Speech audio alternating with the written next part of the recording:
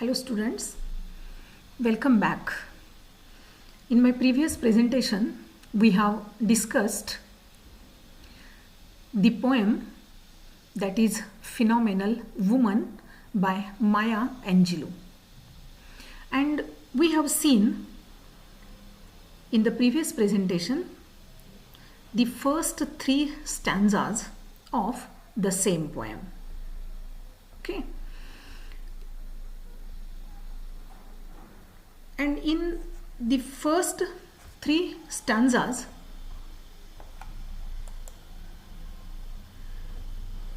we have discussed a lot.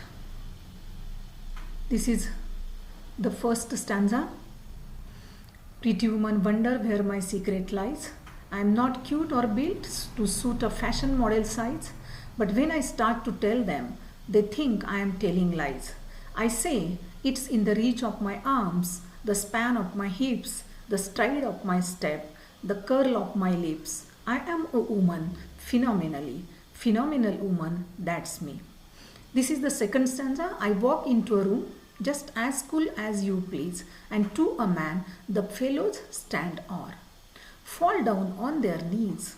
Then they swarm around me, a hive of honeybees. I say, it's the fire in my eyes and the flash of my teeth, the swing in my waist and the joy in my feet. I am a woman, phenomenal woman, that's me. The next third stanza we have seen, that is, men themselves have wondered what they see in me. They try so much, but they can't touch my inner mystery. When I try to show them, they say they still can't see. I say, it's in the arch of my back, the sun of my smile, the ride of my breasts, the grace of my style. I am a woman, phenomenal woman. That's me. These are the three stanzas we have discussed in my previous presentation. Today, I am going to discuss with you the last as well as the fourth stanza of the present poem here. And in this particular slide, you are watching the remaining stanza, which is incompleted. Okay, let me start the reading of this stanza, and then I would like to explain line by line or word to word here. Okay, now you understand just why my head's not bored. I don't shout or jump about or have to talk real loud. When you see me passing, it ought to make you proud. I say, it's in the click of my heels, the bend of my hair, the palm of my hand, the need for my care, because I am a woman, phenomenal woman, that's me. Okay, this is the proper reading of this particular stanza, and I would like to explain here this stanza line by line. Students, this is the first line in the fourth stanza, that is, now you understand. Now you understand just why my head's not bored. Okay, here आपल्याला असं लक्षात इथे येतं की आता तुम्हाला समजलं असेल की माझे डोळे खाली का झुकत नाहीत किंवा माझं डोकं खाली का झुकत नाही. बो म्हणजे काय? BOW. You just note down this word in your notebook. BOW, bow म्हणजे खाली झुकणे. आणि मग इथं Maya Angelou asks that now you understand. ते म्हणतात की आता तुम्हाला समजलं असेल की माझे डोके खाली का झुकत नाही.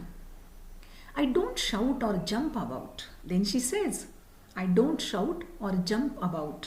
म्हणजे मी आता इथं आरडाओरडा करत नाही आहे, मी ओरडत नाही आहे. I don't shout, I don't scream, in other words we can say, or jump about. किंवा मी जंप म्हणजे काय? उड्या मारणे म्हणतो आपण. मी इतरत्र किंवा इतस्ततः मी उड्या मारत नाही किंवा मला खूप मोठ्यानं ओरडावं वाटत नाही किंवा मोठ्यानं बोलावं वाटत नाही. I don't shout or jump about. or have to talk real loud. बघा म्हणजे काय की मला फार मोठ्यानं इथं बोलावं पण लागत नाही आहे. Or have to talk real loud. Loud म्हणजे मोठ्या आवाजात बोलणे म्हणतो आपण. म्हणजे here she says I don't shout or jump about or have to talk real loud. Here, the phenomenal woman says that they might have understood the reason why she doesn't bow her head. She tells them, the phenomenal woman means the poet herself or the poetess herself. She tells them that she doesn't shout or jump about or talk loudly. She further says, when you see me passing, what she says? When you see me passing, to pass, you just write down this word in your notebook, to pass. pass म्हणजे पुढं पुढं जाणे, cross करणे म्हणतो आपण. तर when you see me passing, जेव्हा मी तुमच्या बाजूनं पुढं जाते, when you see me, जेव्हा तुम्ही मला बघता की मी तुम्हाला तुमच्या बाजूनं मी पुढं जात आहे, it ought to make you proud. she says, तेव्हा तुम्हाला त्याचा अभिमान वाटला पाहिजे. it ought to make you proud. Here she says she doesn't make any show. She thinks that they are proud of her when she passes by them. What she says? What she thinks here? She thinks that they are proud of her when she passes. When she passes by them. I say, it's in the click of my heels. ते काय पुढे म्हणतात पहा? मग मी म्हणते, कवयित्री इथं म्हणते, मग मी म्हणते, it's in the click of my hills. ते गुपित, माझ्या सौंदर्याचं रहस्य किंवा माझ्या सौंदर्याचं गुपित कशामध्ये आहे? तर ते गुपित माझ्या टाचेच्या, बघा, it's in the click of my hills. You just note down this word, difficult word, click म्हणजे किटकिट असा आवाज होणे, क्लिक म्हणतो आपण, किंवा ज्याला इंग्लिशमध्ये आपण असंही म्हणू शकतो, slight sharp sound. Do you understand? Note down the meaning of this word. Click means slight, S-L-I-G-H-T, slight sharp sound. Is that clear? Okay. I say it's in the click of my heels. Heels म्हणजे टाच म्हणतो आपण, टाचा. आणि मग मी म्हणते, I say, मग मी म्हणते ते गुपित माझ्या सौंदर्याचं रहस्य कशामध्ये आहे, किंवा ते गुपित कशामध्ये आहे, तर ते गुपित माझ्या टाचेच्या किटकिट अशा आवाज किटकिट वाजणाऱ्या आवाजामध्ये आहे. It is in the click of my heels. The bend of my hair, माझ्या केसांच्या वळणामध्ये आहे. हेअर म्हणजे केस, बेंड म्हणजे वळलेले किंवा वळण. तर ते कशामध्ये आहे माझं गुपित? माझ्या केसांच्या वळणामध्ये आहे. She tells them that the secret of her beauty lies in the click of my heels and the bend of my hair. Then she further says, the palm of my hand. It means she tells them that the secret of her beauty lies in the palm of my hand. It means the palm of her hand. म्हणजे palm म्हणजे काय म्हणतो आपण? तळवा, हाताचा तळवा. The palm of my hand म्हणजेच माझ्या हाताच्या तळव्यामध्ये माझ्या सौंदर्याचं गुपित आहे.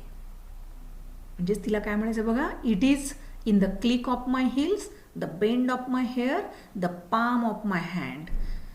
म्हणजेच she tells them that the secret of her beauty lies in the click of her heels, the bend of her hair and the palm of her hand.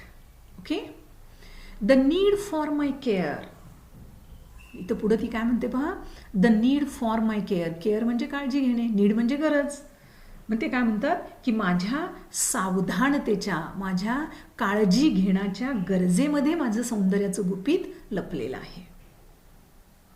म्हणजेच काय म्हणायचं त्याला, in the necessity of her carefulness. Carefulness म्हणजे काळजीपूर्वक.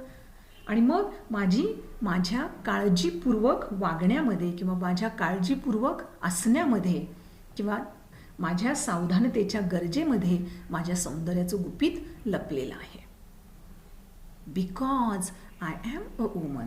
कारण मी एक, बघा ते काय म्हणतात, because I am a woman phenomenally. कारण मी एक आश्चर्यकारक स्त्री आहे. फिनॉमिनल वुमन, दॅट्स मी. मीच ती अद्वितीय स्त्री आहे. मीच ती अद्वितीय स्त्री आहे. आणि म्हणून इथं त्या म्हणतात की the beauty or the secret of my beauty lies in the click of my heels, in the bend of her hair, in the palm of her hand, as well as in the necessity of her carefulness, because she is an impressive woman, she is a remarkable woman, she is a phenomenal woman, and that's why इथे त्यांना म्हणायचं की तीच मी एक अद्वितीय अशी स्त्री आहे. I think here we have completed our discussion regarding this particular poem, and I suppose that all of you understand or understood the entire poem. Well, students,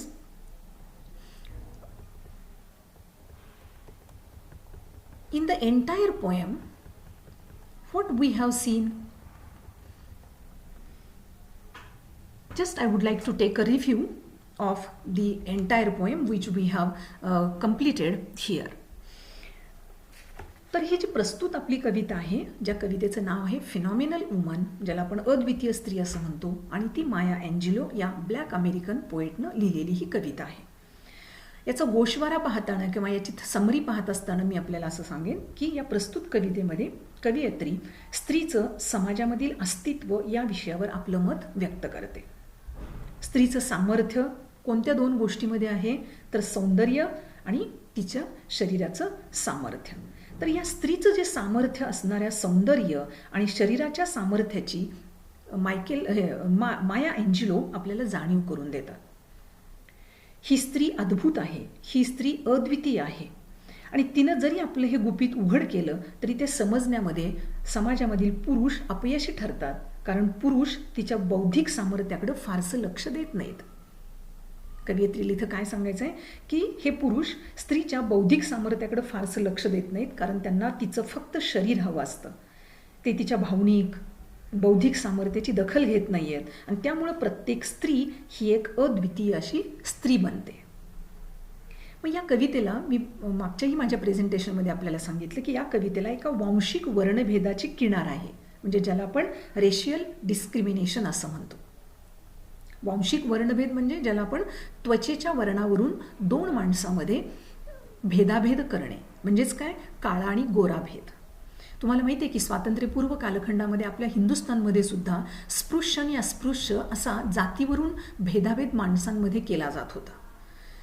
तसं अमेरिकन कॉन्टेक्स्टमध्ये त्वचेच्या वर्णावरून, अमेरिकेमध्येच असं नाही तर आपल्याला त्याचं अगदीच एक अत्यंत ज्वलंत असं उदाहरण देता येईल की साऊथ आफ्रिकेमध्ये सुद्धा वांशिक वर्णभेदावरून दोन माणसांमध्ये किंवा माणसांमध्ये त्वचेच्या वर्णावरून किंवा वांशिक वर्णभेदावरून माणसामध्ये फरक केला जात होता, किंवा काळा आणि गोरा अशी समाजामध्ये माणसांची विभागणी केली जात होती.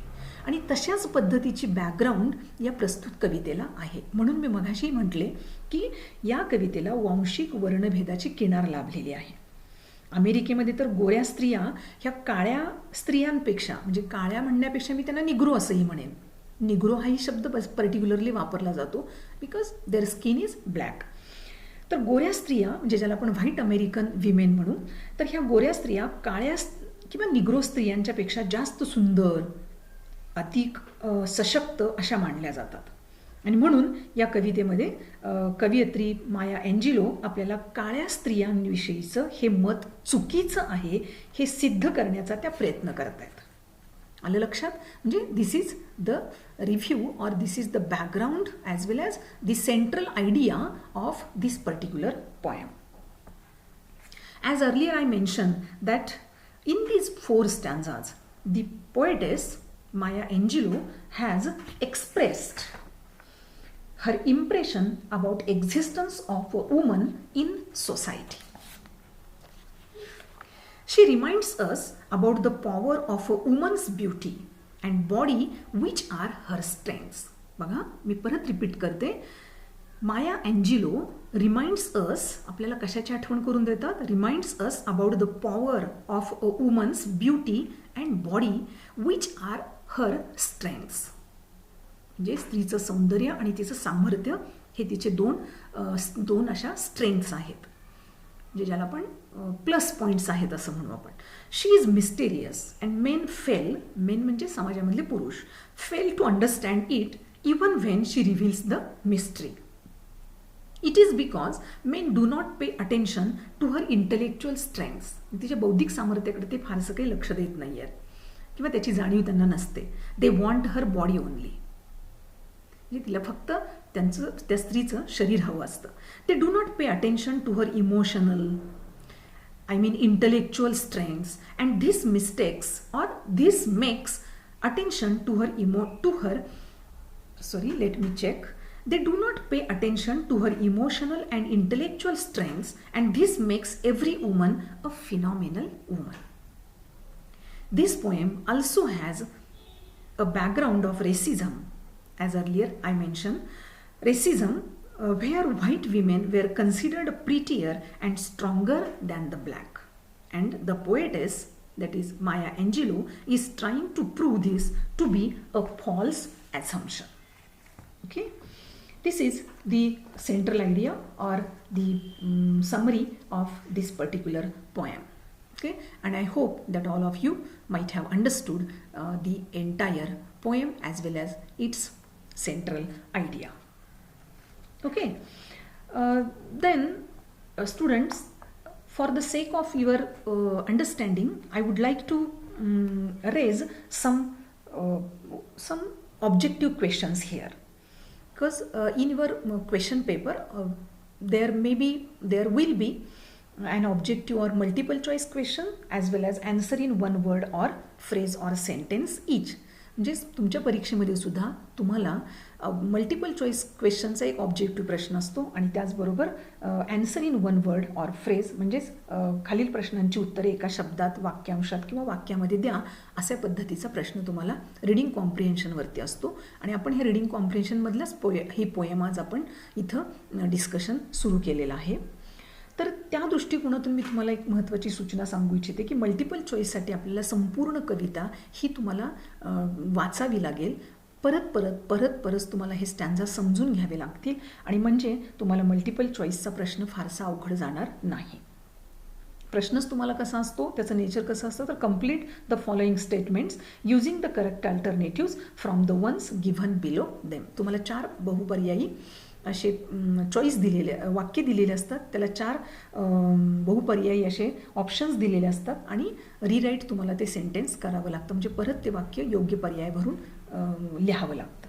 तर त्या दृष्टिकोनातून तुम्ही तुमच्या पुस्तकामधले, म्हणजे ज्याला आपण पेज नंबर 23 म्हणू, त्या पुस्तकामध्ये तुम्हाला जे काही मल्टिपल चॉईसचे क्वेश्चन्स होमवर्क किंवा टास्क म्हणून दिलेलं आहे ते तुम्ही सोडवून घ्यायचा प्रयत्न करा. त्याच्यामध्ये जर तुम्हाला काही शंका असेल तर तीही तुम्ही मला मेसेजनी विचारू शकता. माझ्या पर्सनल नंबरवरती तुम्ही मला कॉन्टॅक्ट करू शकता. फॉर एक्झाम्पल मी त्यातलं तुमच्या पेज नंबर 23 वरील एक सेंटेन्स मी वाचते, म्हणजे तुम्हाला त्याचा पॅटर्न कळेल. Option A, complete the following sentences using the correct alternatives from the ones given below them. And there is a sentence that is first ... wonder about secrets of a phenomenal woman. And the options are there. Option A, pretty woman. Second, B, men. C, I, and D, bees. And you just fill the correct option and rewrite the sentence. The answer of this particular sentence is pretty women, because we have seen in the first stanza or at the beginning of the poem this particular line that pretty women wonder where my secret lies. म्हणजेच इथं पहिलीच ओळ आपल्या कवितेमधली अशी, pretty women wonder where my secret lies. म्हणजेच इथं शब्द कसा असेल आपला correct, pretty women wonder about secrets of a phenomenal women. Okay, तर अशा पद्धतीने तुम्हाला ते मल्टिपल चॉईस सोडवता येतील. तोही प्रश्न तुम्ही त्या ह्याच्यामधील सोडवू शकता. त्यानंतर आपण पेज नंबर 24 वरच्या जे answer the following questions in one word phrase या प्रश्नाकडे वळणार आहोत. आणि तिथं तुम्हाला जे 4 प्रश्न विचारले आहेत त्या 4ही प्रश्नांची चर्चा मी आत्ता इथं करणार आहे. फार तर तुम्ही तुमच्या वहीमध्ये सुद्धा ते प्रश्न सोडवू शकता किंवा उत्तरं लिहून घेऊ शकता. पहिला प्रश्न त्यामधला असा आहे की ज्याचं आपण एका वाक्यात किंवा एका शब्दात उत्तर देणार आहे. पहिला प्रश्न असा आहे, who is the phenomenal woman. प्रश्न काय आहे, who is the phenomenal woman. आणि मग let me make it clear. That is the poetess Maya Angelou is the phenomenal woman. असं आपण त्याचं उत्तर लिहू शकतो.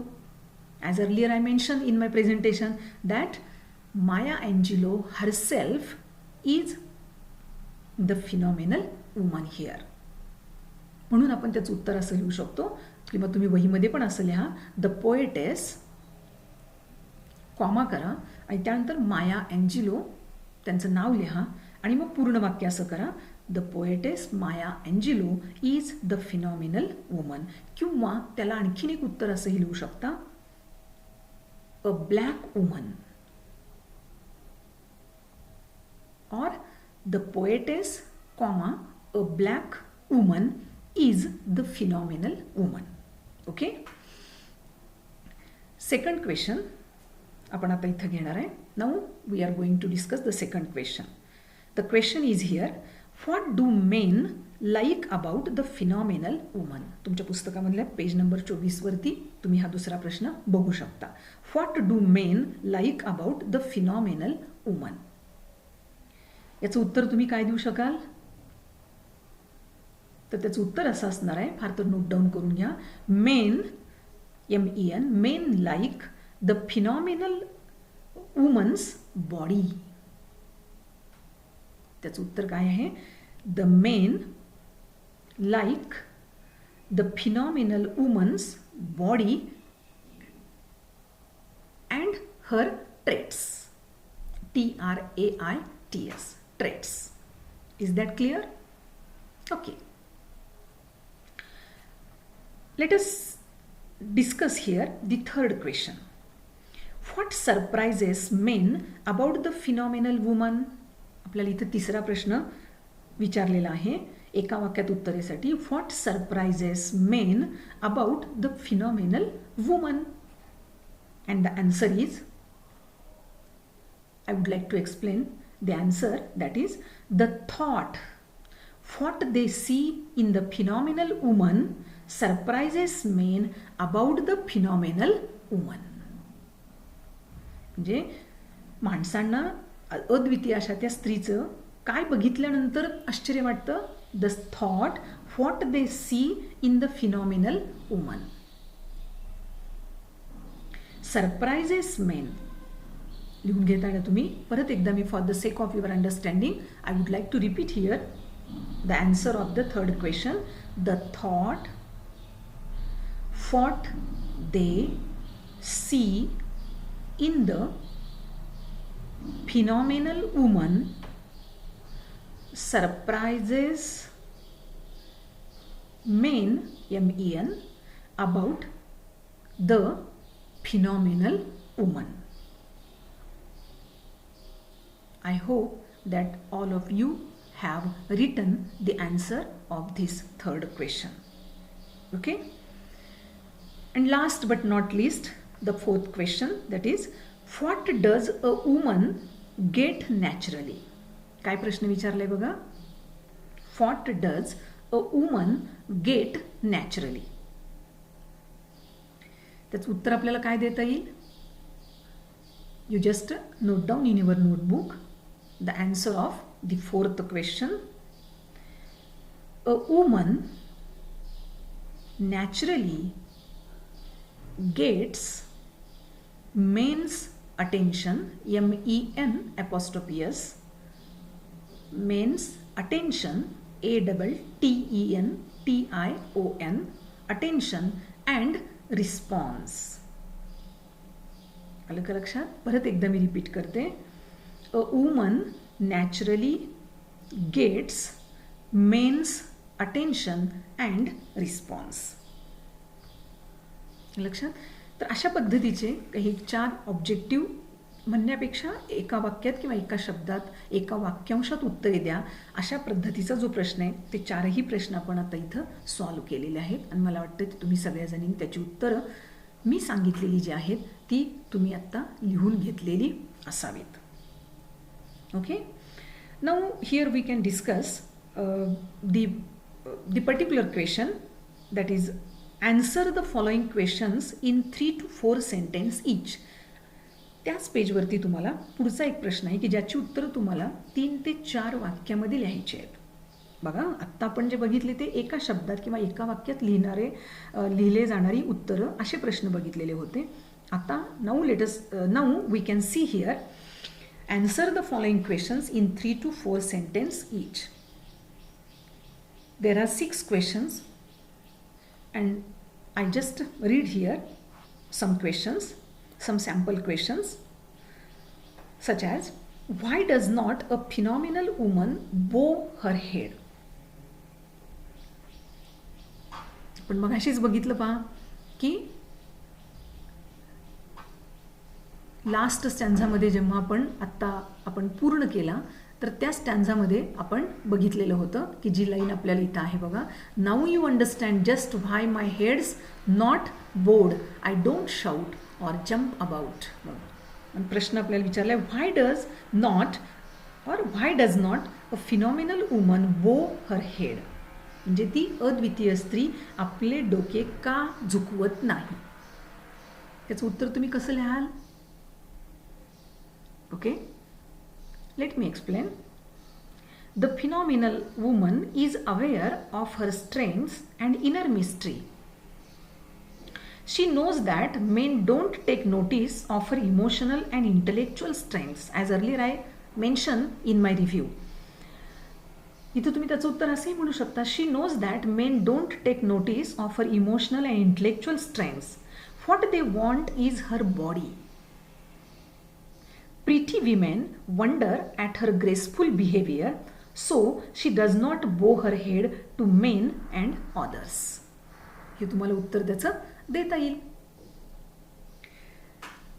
Let me discuss second question. How do men treat a phenomenal woman? How do men treat a phenomenal woman? म्हणजे पुरुष त्या अद्वितीय स्त्रीला कशी वागणूक देतात?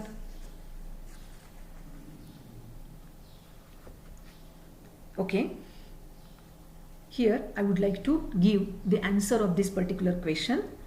Men wonder why they are attracted to the phenomenal woman. आणि त्याचं उत्तर तुम्ही असं लिहू शकता, they want her body, so they stand or kneel down before her when she enters a room. आपण सुरुवातीलाही पाहिलं होतं पहा. काय पाहिलं होतं?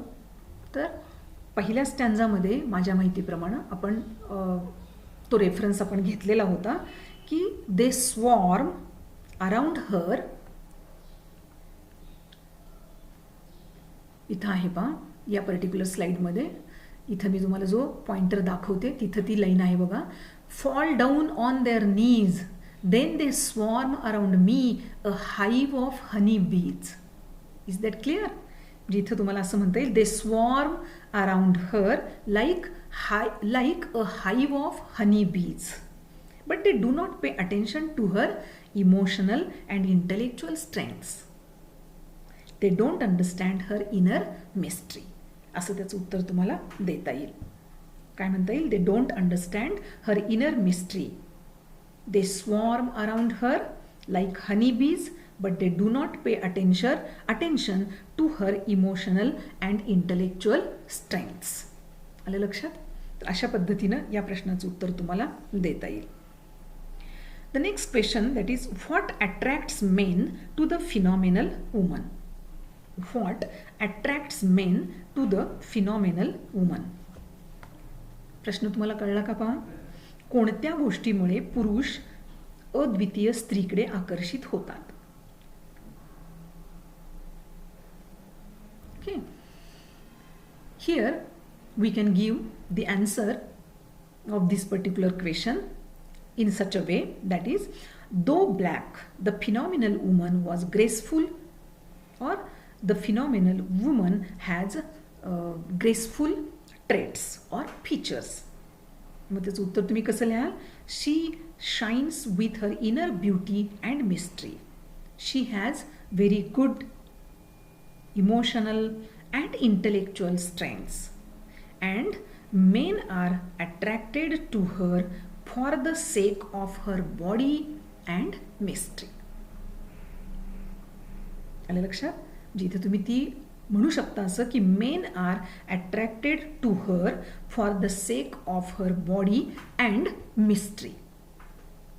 ओके, तर अशा पद्धतीने राहिलेले प्रश्न पण तुम्ही थोडेफार सोडवा. जवळजवळ आपण निम्मे प्रश्न 50% questions we have already solved here or we have discussed here and nothing is difficult in solving the remaining questions. Okay, तुमच्या प्रश्नपत्रिकेमध्ये रिडिंग कॉम्प्रिहेन्शनवरतीच आणखीन एक प्रश्न असा असतो, तो म्हणजे write short notes on the following.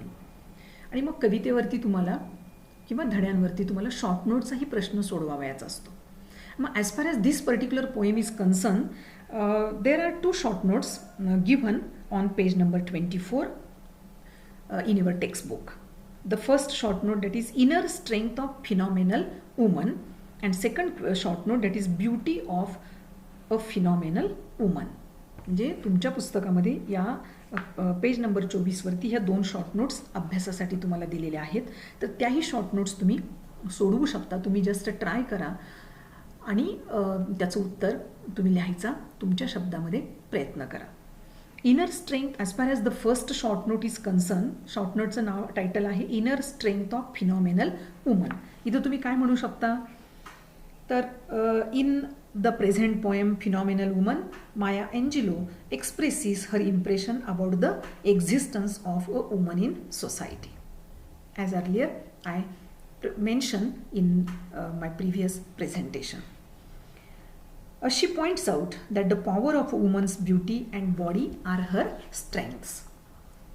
त्यामध्ये तुम्ही अजून असंही म्हणू शकता, she has emphasized that a woman's emotional and intellectual strengths make her a phenomenal woman.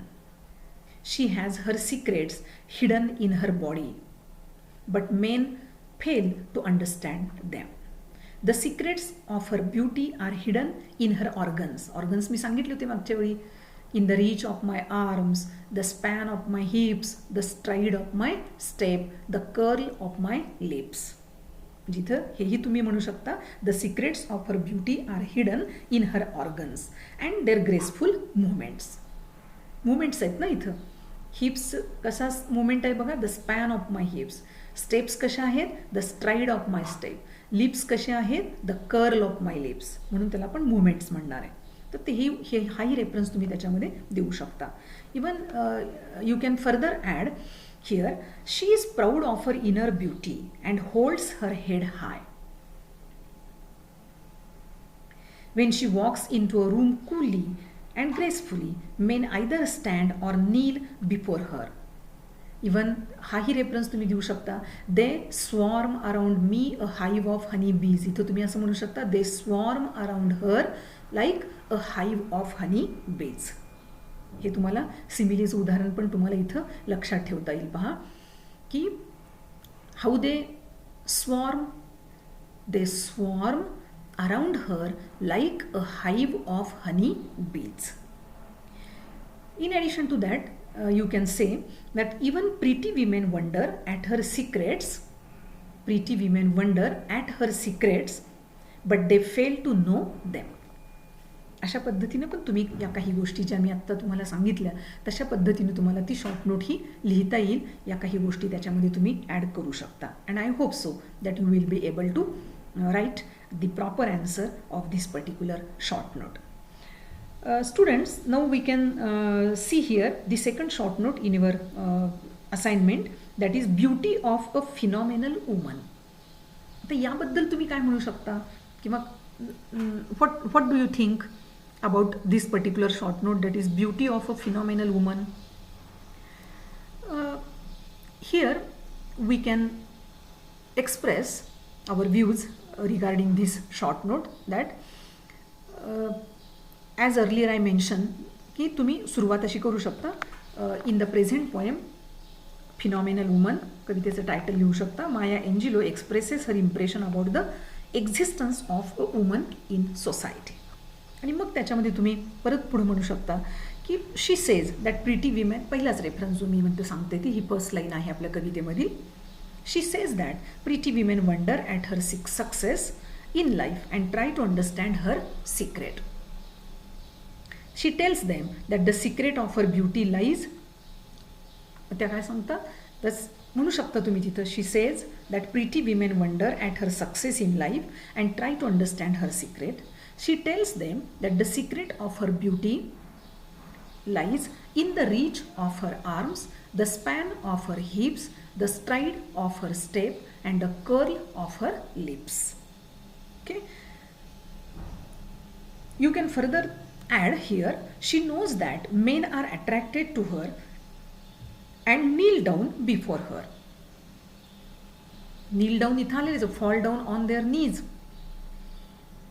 They don't understand the secret of her beauty lies in the fire in her eyes, the fire in her eyes, the flash of her teeth, the swing in her waist, or the joy in her feet. हा reference ह्या स्टॅन्झाचा तुम्ही तिथे देऊ शकता. त्यानंतरचा स्टॅन्झा आपण इथं आत्ता आपण समोर पाहतोय त्या स्टॅन्झाचाही उल्लेख तुम्ही त्या उत्तरामध्ये करू शकता. तिची ब्युटीबद्दल बोलू शकता. आणि ती कसं म्हणू शकता तुम्ही इथं, men cannot touch her inner mystery though it lies in the arch of her back. इथं आलेलं आहे पहा, the arch of her back, the sun of her smile, the ride of her breasts, the grace of her style. आणि शेवटच्या स्टॅन्झामधलाही उत्तर reference तुम्ही ह्या short नोटमध्ये ॲड करू शकता. आणि तो कसा ॲड करू शकणार आहात पहा की she doesn't try to make a show of her beauty but moves among men with raised head. She says that her beauty expresses itself through the click of her heels. Just I would like to repeat here. She says that her beauty expresses itself through the click of her heels, the bend of her hair, the palm of her hand, and the need of her care. जे इथं जवळजवळ चारही स्टॅन्झामधले beauty आपण इथं अशा पद्धतीने मांडू शकता उत्तरामध्ये. आणि मग त्या उत्तराचं तुम्ही म्हणजे त्या शॉर्ट नोटचं तुम्ही समप करू शकता. असंही म्हणू शकता, in short her inner beauty shines through her physical organs. Okay. तर अशा पद्धतीने इथं आपण overall we have discussed the multiple choice question as well as one word or one sentence question, as well as write in 3 to 4 sentence each questions, as well as short notes. And I hope that all of you might have understood how to solve these questions and how to write the answers of short notes, as well as 3 to 4 sentences each. Okay, let us stop here. Thank you so much. Take care. Bye bye.